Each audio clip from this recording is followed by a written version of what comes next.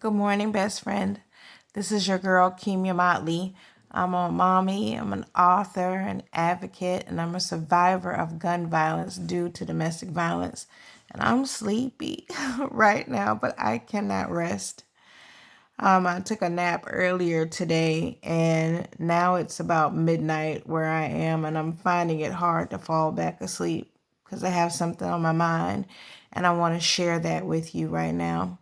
I have a question for you, and it might be hard for you to answer. When you were a child, did someone touch you inappropriately? Did they treat you like an adult or a sexual object and you were just a child? And now that you're an adult, are you still having trouble dealing with it? You still having recurring thoughts about what happened to you? You're filled with shame and self-blame for what happened. Maybe your whole life you've dealt with depression and anxiety because of it. Or maybe you turned to drugs and alcohol to kind of numb yourself out so you didn't have to think about it.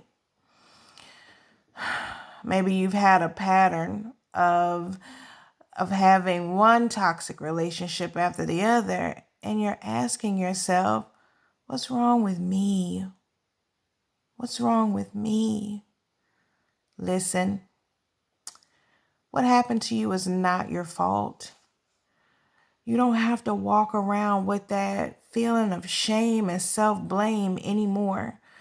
You know, when I was 5 years old, I was sexually assaulted by several older boys in my neighborhood.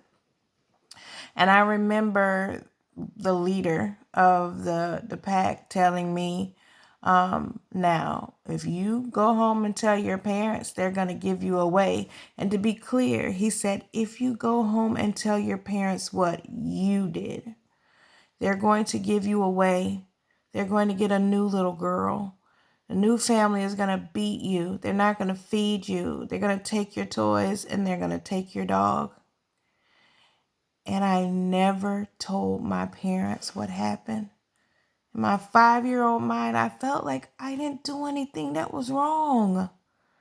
But I never told my parents. And it actually set me up for further victimization later. I was sexually assaulted as a teenager, and almost all of my relationships that I've been in have been abusive in some form or fashion. Does that sound like you?